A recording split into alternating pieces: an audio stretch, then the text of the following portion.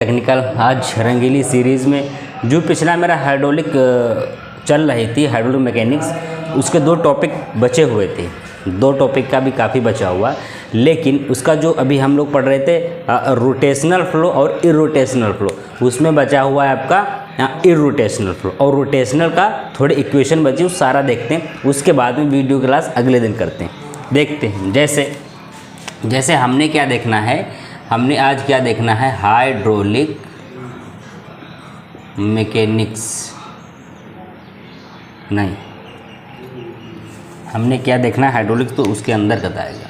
हमने आज क्या देखना है, फ्लूइड मैकेनिक्स। आज हमने क्या देख लेना है, आज हमने फ्लूइड मैकेनिक्स देख लेना है। जो इक्वेशन मेरी कल छूट गई थी, परसों नरसों 3-4 दिनों की बातें, वो वाली देख लेनी है। क्या वो कह रही थी, omega is equal to omega x omega y, थोड़ा डिस्टेंस पे बनाओ,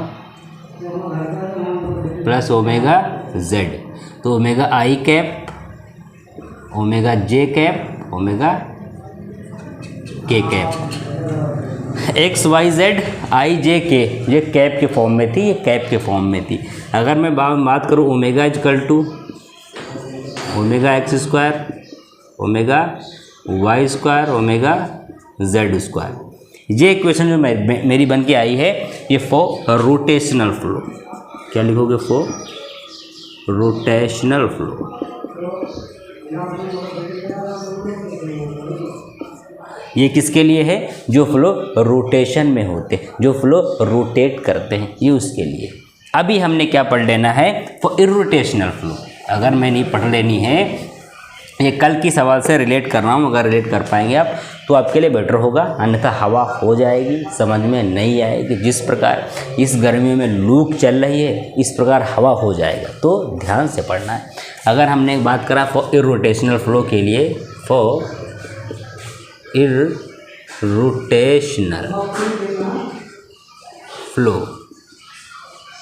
अगर मैं बात करूं उन फ्लो के लिए जो फ्लो इरोटेशनल, जो फ्लो रोटेट नहीं कर रहे हैं, अगर मैं उनकी बात करूंगा तो उसमें क्या आएगा, जो ओमेगा एक्स होगा प्लस ओमेगा वाई होगा इक्वल टू ओमेगा जेड होगा, ये सब क्या होंगे, आपस में इक्वल होंगे। क्या लिख लो कि ओमेगा एक्स बराबर ओमेगा वाई बराबर ओमेगा जेड।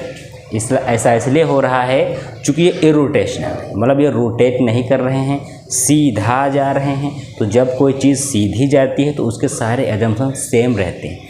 सपोज़ दैट आप कहीं, जैसे सपोज़ दैट आपको बाज़ार भेजा जाए कि जाओ सब्ज़ी लेकर आओ, और आप सीधे जाओ, सीधे जाके सब्ज़ी लेके वापस आओ, तो उसमें क्या हुआ, आप गए चले आए, मतलब आप इक्वल टू बाज़ार इक्वल टू सब्जी, तो क्या होगा, इक्वल में एक ही लाइन में आएंगे। लेकिन अगर आपने सोचा चलो घूम लेते हैं कहीं, तो आप सीधे गए, फिर आपने घूमने गए, आप सीधे गए अपने फ्रेंड से मिलने गए, तो जैसे आप टेढ़े जाएंगे तो वहाँ पे प्लस का निशान लगेगा, वहाँ पे जुड़ाव आ जाएगा। भाई आप जब किधर मुड़ते हैं ना, तो वहाँ देखो, इस जैसे आप कहीं जा रहे हैं सीधे, तो आप सीधे जाओ, तो ये क्या है, सीधे गया तो मतलब इरोटेशनल है, बहुत सीधा साधा है, कोई दिक्कत नहीं है। अगर हम रोटेट करेंगे तो प्लस का निशान देखो आ रहा है, सीधे जाके फिर मुड़ रहा है तो वो प्लस का निशान आ रहा है, तो जब हम कहीं मुड़ेंगे तो वो प्लस, मतलब रोटेशनल, ये है इरोटेशनल। तो इसमें क्या होगा, चीज़ें बराबर होंगी। ऐसे याद रखना है, इसको कंसेप्चुलाइज करके, इसको ऐसे याद रखना है। अगर हम थोड़ा और आगे इसमें बढ़ेंगे, तो हमने उस कल पढ़ा था फ्लूइड काइनेमेटिक, आज पढ़ेंगे फ्लूइड डायनेमिक्स। आज क्या पढ़ना है मुझे, फ्लूइड डायनेमिक्स। तो जो फ्लूइड डायनेमिक्स होती है, अभी आपको पता है डायनेमिक्स का मतलब क्या हुआ है, कुछ मोशन लग रहा है आपको, हाँ तो समझो डायनेमिक का मतलब अगर मोशन लग रहा है तो बिल्कुल सही समझा आपने, मोशन है इसमें। हम फ्लूइड डायनेमिक्स में मोशन का अध्ययन करेंगे, जो चीज़ें मूवमेंट में आएंगी उनका अध्ययन करेंगे, cause by force, cause behind the force, मतलब इनके पीछे जो फोर्स लग रहा है उसका भी हम अध्ययन करेंगे। हम किसका अध्ययन करेंगे आज, मोशन का अध्ययन करेंगे। कैज बिहाइंड इट फोर्स, मतलब जो मोशन लग रहा है किसी फ्लूइड में, फिर किसकी वजह से लग रहा है भाई। अगर मोशन लगेगा तो फ्लूइड की वजह से लगेगा, अगर मोशन लग रहा है तो कुछ धक्का दे रही पीछे से, तो जो धक्का है, जो फोर्स है, जो धक्का प्लेट है, उसको हम क्या बोलेंगे, फोर्स। क्या बोलेंगे, फोर्स। तो यहाँ पे फोर्स लग रहा है मोशन में, केज ऑफ फोर्स की बात करेंगे। इसमें एक थ्योरी आपकी आ जाती है जब हम इसकी बात करते हैं फ्लूइड डायनेमिक की, मोशन की, इसमें ये क्या आ जाती है, यूलेरियर थ्योरी, यूलर इक्वेशन आती है। कौन सी आती है, यूलर इक्वेशन आती है। यूलर इक्वेशन का मतलब ये होता है कि जब हम मोशन की बात करें, कैज बिहाइंड इट द फोर्स, तो कौन सी आएगी, यूलर इक्वेशन। यूलर इक्वेशन, ध्यान, यूलर इक्वेशन का मतलब क्या होता है, इसको हम बोलते हैं क्या बोलते हैं, एक इसका और नाम है, इसका क्या नाम है देख लेते एक बार है, हाँ, फोर्स इक्वेशन। इसका नाम क्या है, फोर्स इक्वेशन। इसको क्या बोलते हैं, force equation. Force, Euler equation को हम फोर्स इक्वेशन बोलते हैं। जैसे मोशन है, फोर्स की वजह से लग रहा, मोशन है, फोर्स की वजह से लग रहा, तो यूलर हम फोर्स इक्वेशन बोलेंगे। अगर फोर्स इक्वेशन बोल रहे हैं तो एफ मतलब इनर्शिया फोर्स, इनर्शिया की अगर मैं बात करूं तो आएगा gravity force plus force pressure force. भाई कुछ ग्रेविटी लग रही है, मतलब कोई फोर्स अगर कहीं पे रुका हुआ है तो हम ग्रेविटी की वजह से रुका हुआ है। कोई फ्लूइड कहीं रुका हुआ है तो ग्रेविटी की वजह से रुका हुआ है कोई फ्लूइड। बात करूं इसमें प्रेशर फोर्स की, तो प्रेशर का मतलब ये होगा cause of motion. Cause of motion, किस मोशन से चल रहा होगा तो हम प्रेशर की बात करेंगे। तो इनर्शिया में क्या आएगा, ग्रेविटी प्लस प्रेशर, दोनों चीज़ें आपकी आएंगी, ग्रेविटी प्लस प्रेशर। ग्रेविटी का मतलब चीज़ों को अपने तरफ रखना, वरना फ्लो कर जाएंगे तो कहीं भी जाएंगी, हवाएं होंगी। बट प्रेशर का मतलब ये हुआ है कि हम जो फोर्स लगा रहे हैं, अच्छा इसकी बात ये कर रहा है कि इट रिप्रेजेंट, इसकी मतलब क्या है कि ये यूलर इक्वेशन ये कह रही है कि it represented the flow of two dimension,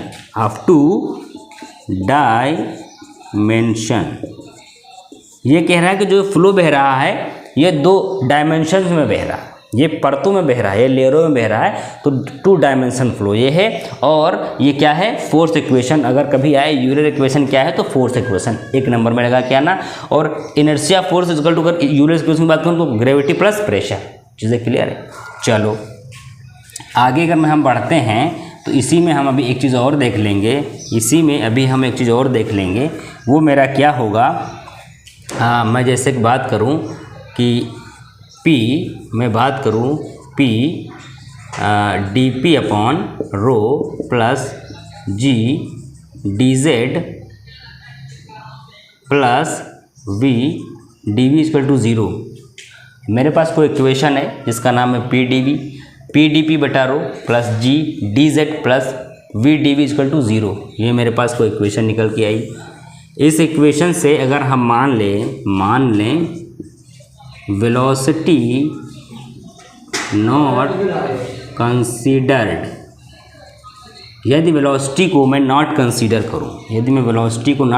करूं, फिर इसके अजम्पशंस देखूं, फिर इसके मैं क्या देखूं, अजम्पशंस देखूं, तो ये इक्वेशन क्या कह रही है। फर्स्ट अजम्पशंस क्या है कि इनकम्प्रेसिबल। दूसरा अजम्पशंस क्या है, स्टडी फ्लो। तीसरा अजम्पशंस क्या है, नॉन विस्कस। चौथा अजम्पशंस क्या है, देखो incompressible, steady flow, non viscous, और अगर मैं बात करूं सरफेस टेंशन, तो मैं अगर बात करूं नहीं, सरफेस टेंशन नहीं।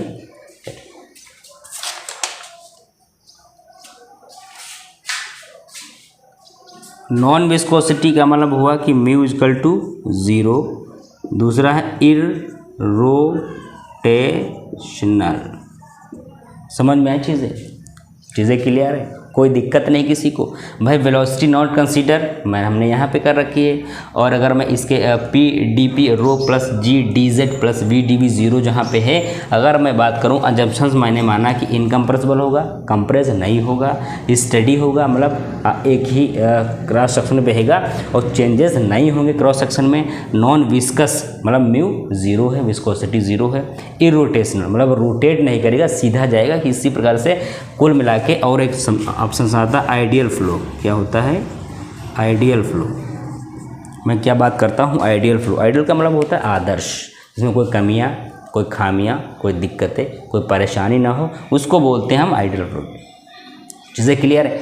अगर चीज़ें क्लियर हैं तो इसको देखो, समझो। ये आपके किसी भी एग्ज़ाम में A to Z आप CBSE बोर्ड से पढ़ रहे हो, किसी बोर्ड से पढ़ रहे हो, जो भी जहाँ पे टेक्निकल की बात आएगी, जहाँ पे टेक्निकल टर्म आ जाएगा, वहाँ पे चीज़ें लागू हो जाएंगी। ये फ्लूइड मैकेनिक्स का कुछ सीरीज़ थी जो उस दिन बची हुई थी, पढ़ा था मैंने, बट वो रह गई थी वजह कि वीडियो की तैयारी में करा रहा था। अभी सीरीज़ यही चलो पढ़ो, कल इसका पढ़ के फिर वीडियो पढ़ते हैं, धीरे धीरे सब इंक्लूड करते हैं। अगर देखिए आपके पास दो चीज़ें हैं, एक है टेक्निकल, एक है नॉन टेक। अगर आप सब कंप्लीट करेंगे ना एग्ज़ाम में, तभी आपका निकलेगा। तो सब कुछ पढ़ना है, टाइमली पढ़ना है।